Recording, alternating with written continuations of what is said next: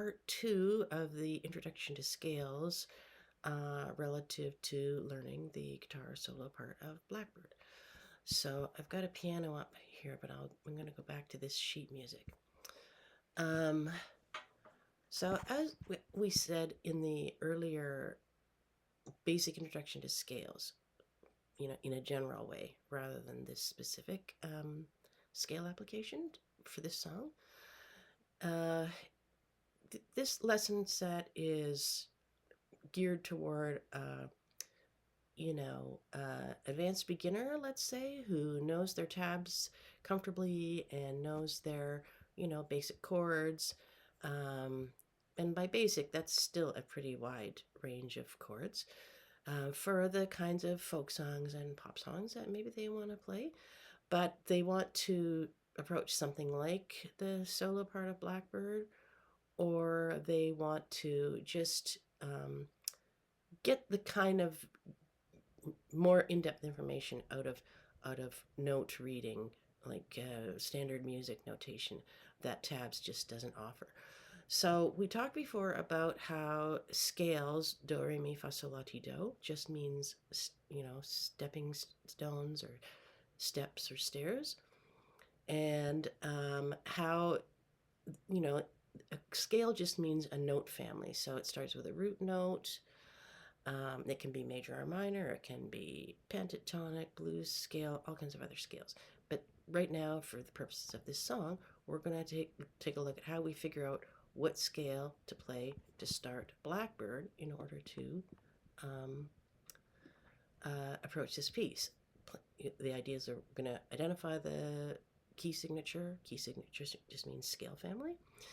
And we're going to play the scale in order to refresh our memory about what the scale sounds like, and also refresh our muscle memory in our hands about what notes go with this scale family. So here we have the first bar of the introduction, and there's the tab part, and this is the standard music notation. So the part that tells us what key we're in is this section that has this sharp. If you're not familiar with music note reading, it now has a new life as the hashtag symbol. So the hashtag symbol means a sharp. You can have up to 7 sharps. Not many people play in 7 sharps for our purposes of just being a good, solid, competent mid-range player. Let's start with first things first. In tabs, the lines represent the strings on your guitar, so there are 6 of them. In music notation, the lines represent the notes relative to, the world of music. So whether you're playing guitar or whether you're playing a flute or a trombone or something like that, these notes would still be the same. They don't represent the strings.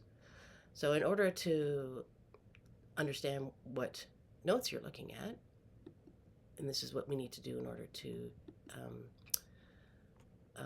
identify our scale, is there's a mnemonic device for remembering the order of the notes on the lines, and that's this bottom line is E. So going up every line from that is, you say the phrase to yourself: every good boy deserves fudge. And then the spaces are basically just the notes that would be in between. So if the first line is the most bottom line is E, okay, the space above it's going to be F. And then, that you say the little device for yourself, which is FACE. So F note, the A space, the C space, and the E space. So we can see here that we have only one sharp. That's the first sharp that you would see after, with this. In our first video, we looked at how the C major scale has no sharps or flats. So there would be nothing here between the treble clef and the time signature. Here we have one sharp, and it appears on the Every Good Boy Deserves Fudge, the F line. So that means every F that you play in this piece is an F sharp unless indicated otherwise. So if they want it to be an F natural because it's like, you know, a funky, interesting sound that's out of the range of the scale, the normal setting of the scale, maybe they would call it a F natural, but they would have to indicate that. So, and that would show up as a natural sign. And here we have one sort of down here. You can see the top of it there, where they've changed it to from the understood to be F sharp in this entire piece. And how you tell, okay, that doesn't, just because you see an F sharp doesn't mean that it's in the F sharp major scale. What happens with scales is the note that's sharpened, or notes that are sharpened, fall on the do, re, mi, fa, sol, la, ti, the seventh step of the scale. So if that is the 7, and then by the number 8 of the scale, the 8th note of the scale, you're back to your beginning again. The root of this scale is G. So what this tells you is that it is the G major scale. And then, so we have, for note readers who might not be familiar with this idea, we have some weird notes that look like they go way below the main 5 lines of the staff. Again, guitar doesn't have that many, it doesn't go much farther lower than this, so you just start to learn it.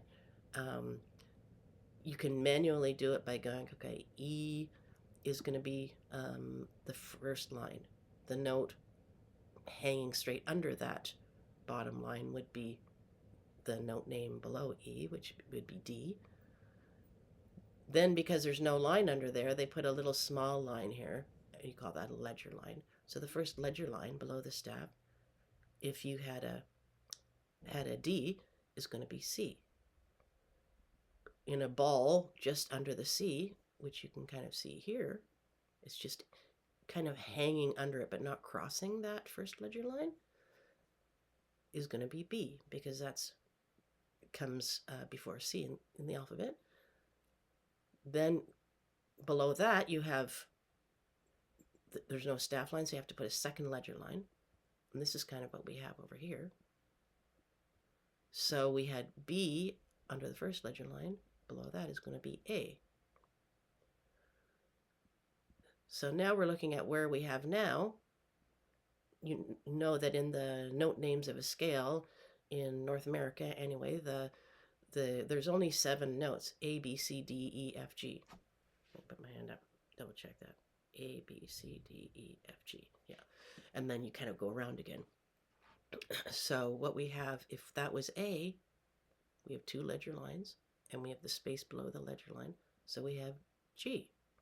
And that kind of fits. It doesn't always happen that a song starts on the root note of the scale or the key signature that you're in, but it can be a good guess. So, and then as a guitar player, you can kind of a little bit double check that by forming, you know, the G major chord that you know. Let me just put my thing here. So let's form this G. And this is going to, we know that C from our other video is here. So we're going to go lower than C to get to the G. There's C, B, open A, and then G. Yeah, so that syncs up with what we know about the G major chord. And so we're, you know, our best guess at this is going to be G major. Now I just want to show you one thing before we talk about how to play this scale on a guitar versus a keyboard. Here's our keyboard. I'm going to put myself on mute here just so you can hear the keyboard.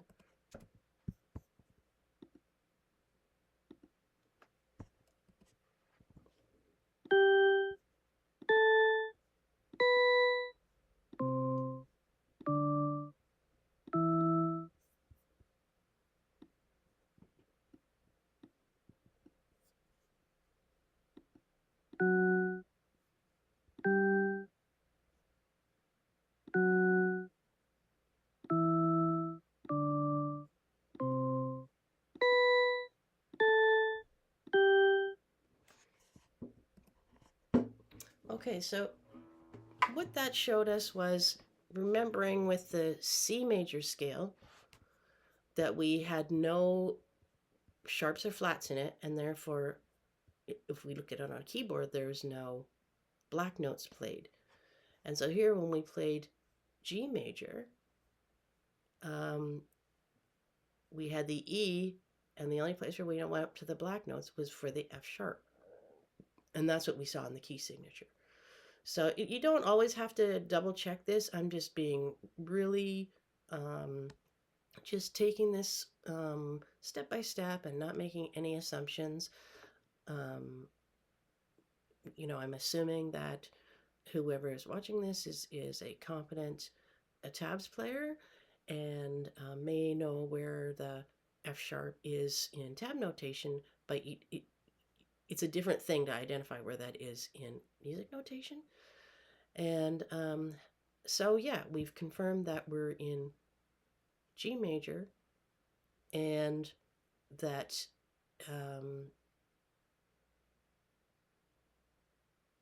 unless otherwise indicated, anytime we see an F in the notes, we come across an F note, it's going to be sharpened unless it has a special, like one of a kind, special snowflake notation to be an F natural. Okay. All right, we're going to recess that here now.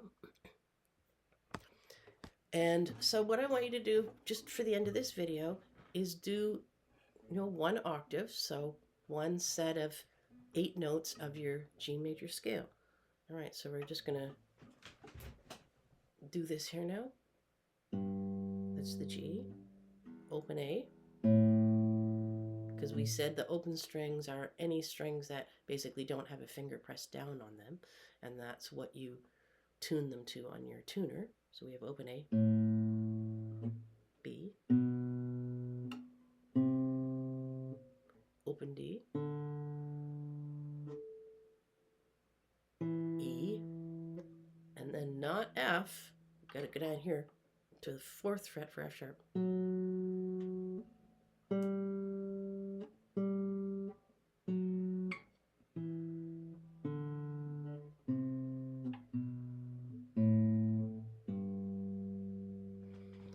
Okay, and then I was just going to point this out.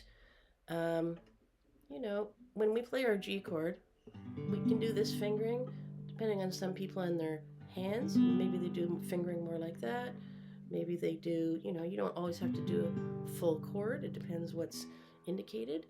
And sometimes whatever finger that you put down on the notes that are in your piece of music depend on kind of where you want to go next, or it might depend on whether you want to get some vibrato out of it or where you want to get up to it from a slide, approach it from a slide. So oftentimes the music will give you an indicator of, like, if we look down at our tabs here, it's saying play 3 there, 3 on the bass string. But if you think about a G chord, we actually, oftentimes, it's more natural, many times, to put the 2nd finger there. And what that allows us to do is, like, by the time we get up to that F sharp,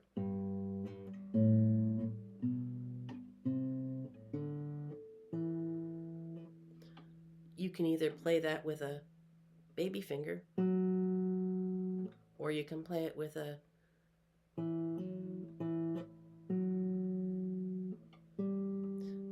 or this ring finger. So sometimes, I might, depending if I want a longer reach, maybe I'll use a baby finger.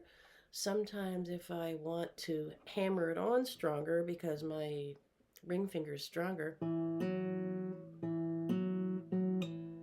I might set myself up to play the E up here and and use the ring finger on the F sharp, just because that's the effect that I want to highlight. I want to make sure it's in there. So the other thing you can do is go to, the nice thing about the G major scale, is that you can go up to, you can practice it again on a 2nd octave, go 2 octaves on it. So here we go. A, open B, C, D, open E, G. Let's go down both of the octaves.